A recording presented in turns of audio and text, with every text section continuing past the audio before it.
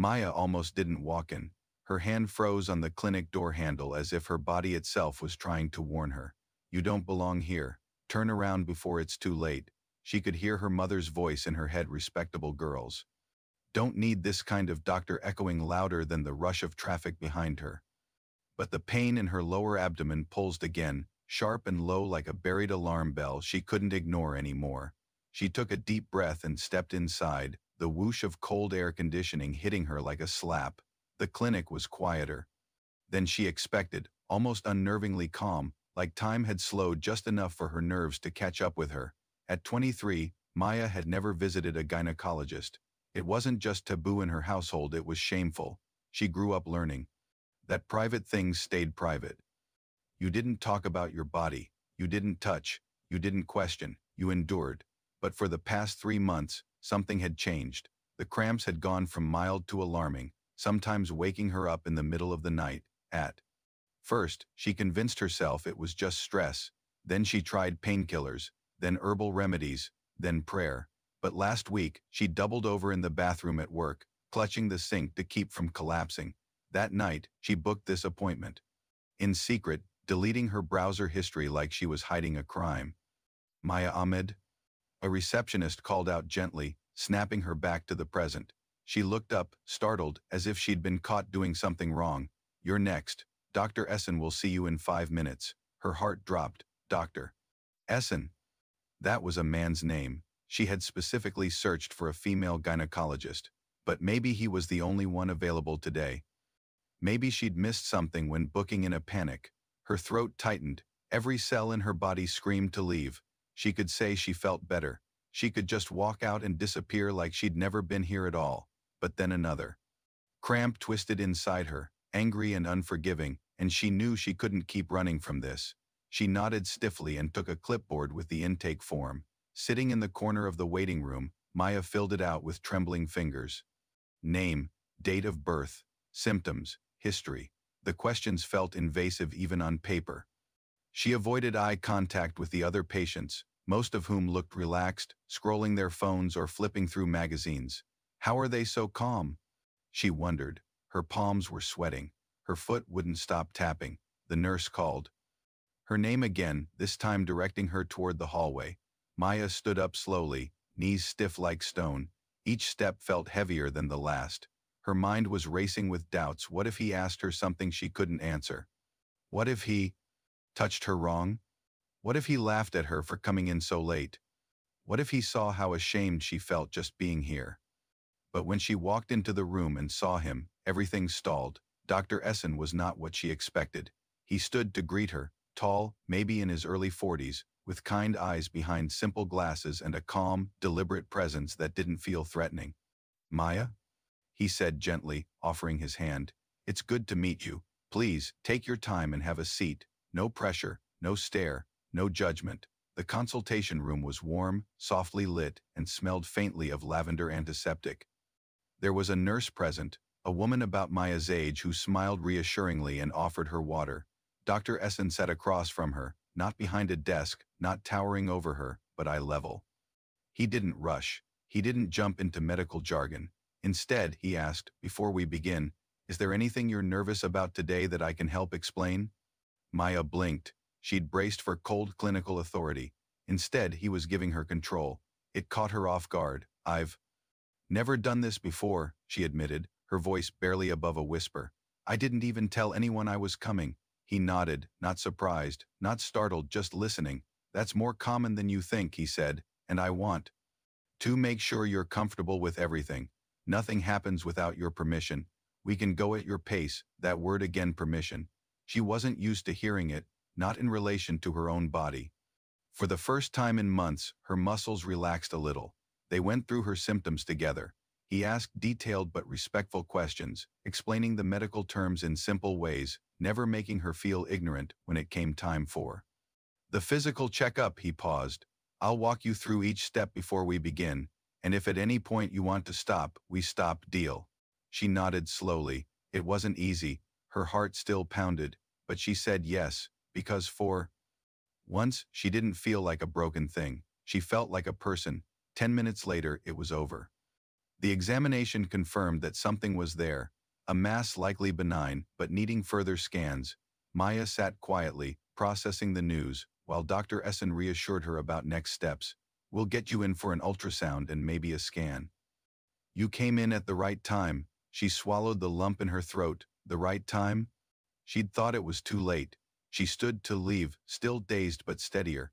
As she opened the door, she heard him say one last thing. Maya.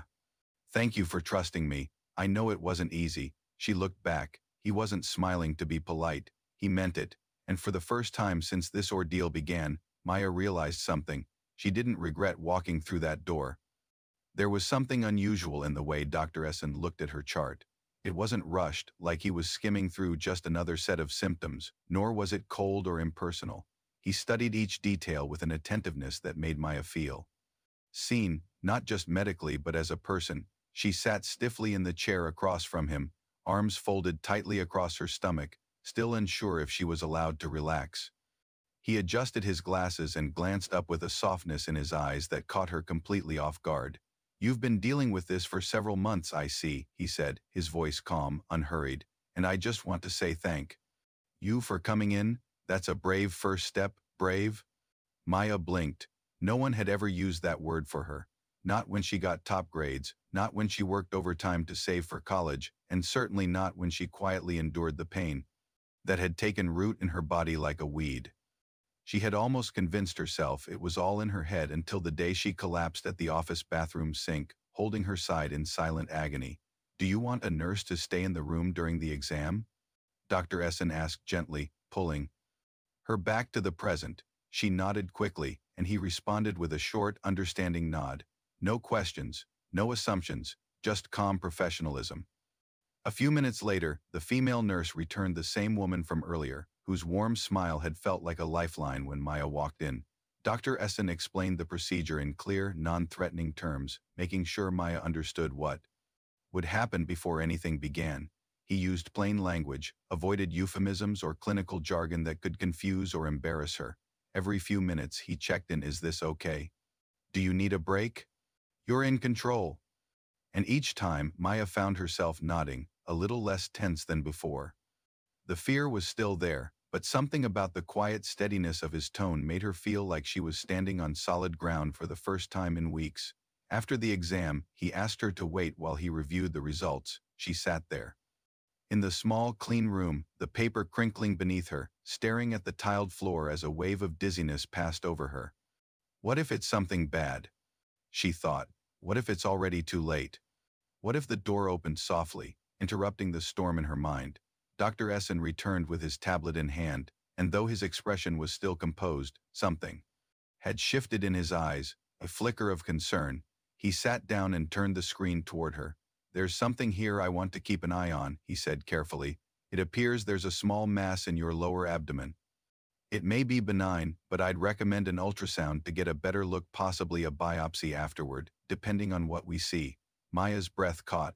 Her vision blurred slightly, the word mass ringing in her ears. Is it dangerous? She asked, her voice barely audible. We don't jump to conclusions, he said gently. You came in at the right time. That matters a lot. He paused for a moment, watching her closely as if trying to read not just her reaction, but her fear. Then he added something that changed the entire room. Maya, you don't have to answer this, but can I ask, is there a reason it took you a while to come in? She stared at him, surprised by the question and even more by the lack of judgment behind it. Just curiosity, just concern, and for reasons she couldn't explain, her defenses cracked. I guess I was ashamed, she said. Growing up, this stuff, it was always taboo. We didn't talk about it. We didn't go to doctors unless we were dying, and a gynecologist. That was, I don't know, off limits. Dr. Essen nodded slowly, then leaned back in his chair with a distant look in his eyes. I understand more than you might think, he said. My sister, Nadia, she was like you, quiet, private.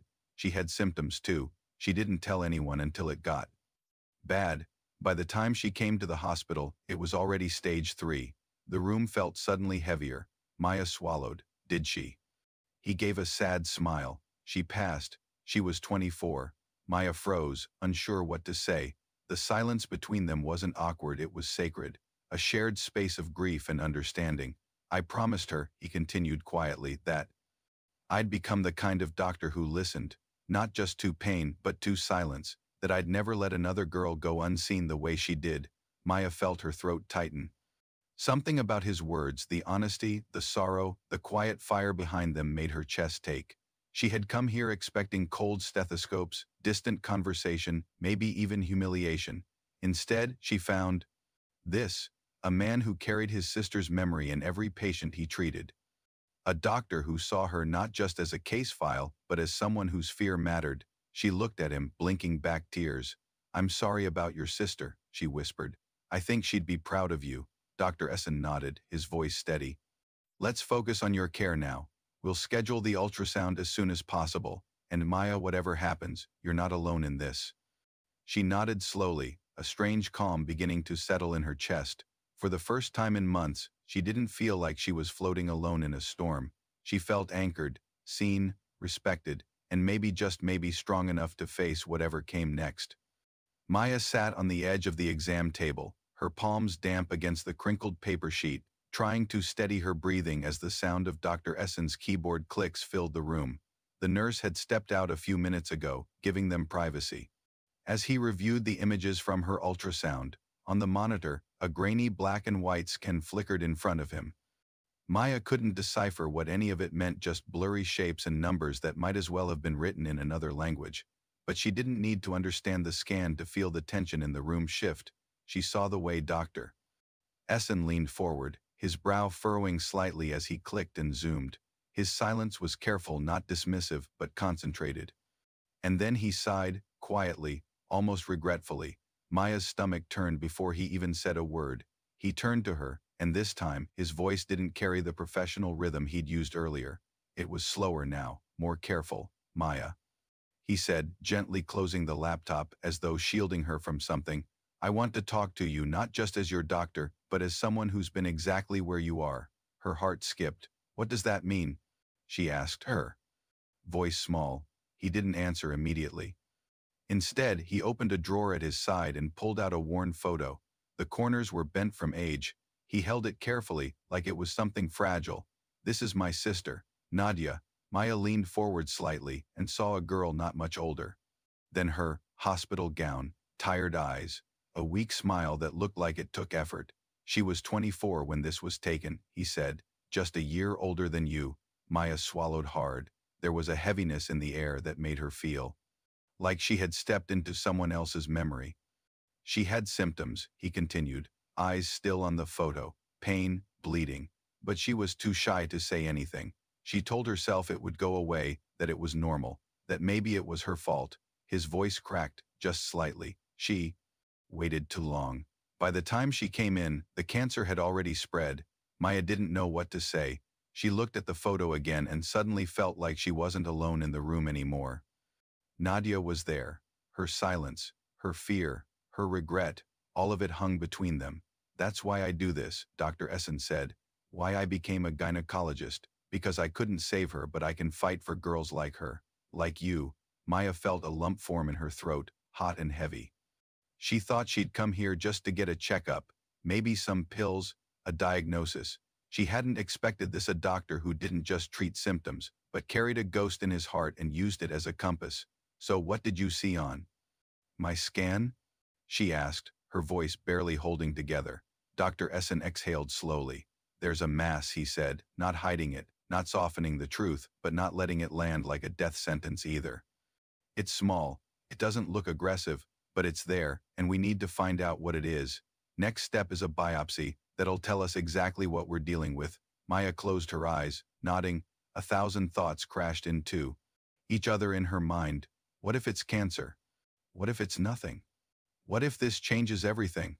What if I never came in at all? And yet, in the middle of her panic, she also felt something else, something new. Strength, not loud. Not blazing, but steady. The kind of strength that came from being seen, from knowing she wasn't just a name on a chart. From realizing that behind the white coat and calm voice, her doctor wasn't just a man with answers, he was a brother who had lost something and vowed never to lose it again. "Thank you," she whispered. Dr. Essen looked up, surprised. For what? For telling me, she said. For not treating me like I'm stupid or overreacting. For being human. He gave her a small smile, one that didn't reach his eyes but was genuine nonetheless. You don't need to thank me, Maya. You showed up today. That takes guts. Most people don't. She glanced down at her hands, still trembling. I almost didn't. I almost turned back at the door. But you didn't, he said. And that decision might have saved your life. The weight of that hit her like a slow, steady wave. She remembered standing on the curb that morning, staring at the clinic sign, convincing herself she wasn't ready, that she didn't belong here, that maybe it was all in her head. And now, here she was staring at a mass on a scan, holding back tears while a stranger told her she was brave. The irony wasn't lost on her. She stood up slowly, her legs still unsteady. When will the biopsy be? As soon as possible, he said. We'll fast-track it. I'll have my staff call you with the details, but I'll personally follow up. You won't be left wondering, I promise. She looked at him one last time before walking to the door. If your sister were here, I think she'd be proud of you too. He didn't answer right away, just nodded, eyes lowered, hands still resting on that photo. And as Maya stepped out into the hallway, heart heavy but strangely light, she realized something she hadn't felt in weeks: hope. The days after the ultrasound were the slowest Maya had ever lived through. Each hour stretched long and fragile, like a thread pulled too tight, threatening to snap at the smallest tug of bad news. She went to work, smiled through meetings, answered emails, but her mind was never really present. It stayed locked in a sterile hospital corridor, standing outside a door with her name on a chart and something unknown growing inside her. The appointment for her biopsy came faster than expected. Dr. Essen's team had kept their word: no delays, no red tape, no forgotten calls. Even then, Maya felt herself sinking into old fears the night before the procedure. She lay awake, staring at the ceiling in the dark, counting her breaths, her mind conjuring every worst-case scenario. But the next morning, when she walked into the clinic again, something had shifted. She still felt nervous, her hands still trembled, but there was also a thread of trust running through the fear now. She knew she wasn't walking into that room alone. Dr. Essen greeted her like he had before, calm, warm, not over-friendly but not distant either, professional but human. The nurse who prepped her remembered her name. Even the receptionist smiled like they'd all been quietly rooting for her since day one. During the biopsy, Dr. Essen explained every single step before he moved. You'll feel some pressure now. Count to 5 with me. This part will be over before you realize. And it was, not painless, but not unbearable, not terrifying, because she was no longer in the dark. Afterward, she rested in recovery, quietly staring out the window, feeling a strange weight lift from her shoulders. Not because the journey was over, it wasn't, but because for once in her life, she had chosen herself, she had faced the thing that scared her most, and even if the results were bad, she would know, she would act, she would not stay silent. The next 3 days were the worst. Waiting is a cruel kind of torture, especially when your imagination won't stop whispering disaster into your ear. Maya tried to keep herself busy. She went on walks. She journaled. She called her friend from college and talked about nothing important, just to hear another voice. But when the clinic number flashed on her phone on the 4th day, her breath hitched mid-sentence. She stepped outside and answered with a trembling hello. It was Dr. Essen himself, not a nurse, not an automated message. Maya, he said gently, I wanted to call you myself. Your biopsy results just came in. She closed her eyes, bracing for impact. The mass is benign. It's not cancer. It will need treatment. Yes, but it's fully manageable. You're going to be okay. The tears didn't come right away. It was as if her brain had to translate the sentence 5 different ways before she believed it.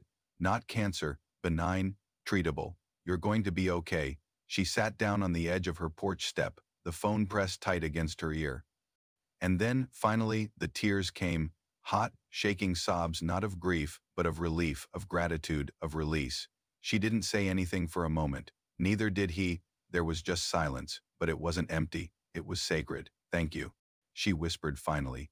You don't even know what this means to me. I think I do, he replied softly. She went in the next day for a follow-up, the final appointment in what had become the most unexpected journey of her adult life. When she entered the room this time, she didn't clutch her file like armor. She didn't avoid eye contact. She sat down calmly, as if she belonged. Because she did, Dr. Essen explained the treatment plan in simple terms: minor outpatient surgery to remove the mass, followed by checkups every few months. Nothing invasive, nothing threatening, just a plan, a path forward. It's good. You came when you did, he said. Had you waited 6 months longer, this would have been a very different conversation. She nodded slowly. That sentence stayed with her like an echo. Not haunting but awakening. Had you waited? She almost had, but she didn't, and that made all the difference. As she stood to leave, something inside her wouldn't let her just walk out. She turned back to face him one more time, her voice steady but full. You didn't just help me heal, she said. You helped me find my voice. Dr. Essen looked at her for a long moment, something proud and sorrowful in his eyes all at once. And now that you have it, he said, never let anyone silence it again. Maya walked out into the sunlight with that line echoing in her chest. She thought about all the years she'd been told to stay quiet, all the times she doubted her own instincts, all the warnings and whispers and silences that had wrapped around her like chains. And now they were falling away one link at a time. Her voice was no longer just a whisper inside her head. It was real, it was loud, and it was finally hers. 6 months had passed since Maya last stepped into Dr. Essen's clinic, but the memory of those weeks still lived in her bones like a quiet storm that had come and gone, leaving everything changed in its wake. The surgery had been successful. The follow-up visits, clean. Her body had healed, but something deeper had shifted to something more permanent. Where there had once been silence, there was now sound. Where shame once lived, pride had taken root. She had gone from hiding her pain to standing fully inside her truth, and that transformation had taken her somewhere she never thought she'd be, a stage. Tonight, Maya stood in front of a crowd of over 100 women, their eyes fixed on her as the microphone trembled slightly in her hand. Behind her, a banner read Women's Health Matters, Stories That Heal. She had been invited as a guest speaker not because she was a celebrity or an expert, but because she had lived through something most women in the room were still too afraid to name. She glanced down at the note cards in her hand, filled with bullet points she'd carefully prepared, then slowly lowered them. Her heart beat faster, but her voice, when she finally spoke, was clear. 6 months ago, I was too shy to say the word checkup. I was scared, ashamed, and convinced that going to a gynecologist was something people like me just didn't do. A few women in the front row nodded. Others looked away, as if her words had cracked something they weren't ready to face. But then, Maya continued, I met a doctor who didn't treat me like a case file. He didn't make me feel small for waiting too long. He didn't rush through my symptoms or use words I couldn't understand. He looked me in the eye and listened. Not just to what I said, but to everything I was too afraid to say. Her hands were no longer shaking. And when he found something in my scan, he didn't hide behind big words or false comfort. He told me the truth, gently, but clearly. And then he walked me through every step: biopsy, surgery, recovery, like it wasn't just my body on the line, but my voice, my dignity, my story. She took a breath and scanned the room. And now, I stand here not because I'm special, but because I was lucky enough to be seen by someone who was no ordinary gynecologist. Someone who became a doctor not just to treat bodies but to protect voices. Someone who once lost a sister and chose to honor her by making sure no other woman ever felt that kind of alone again.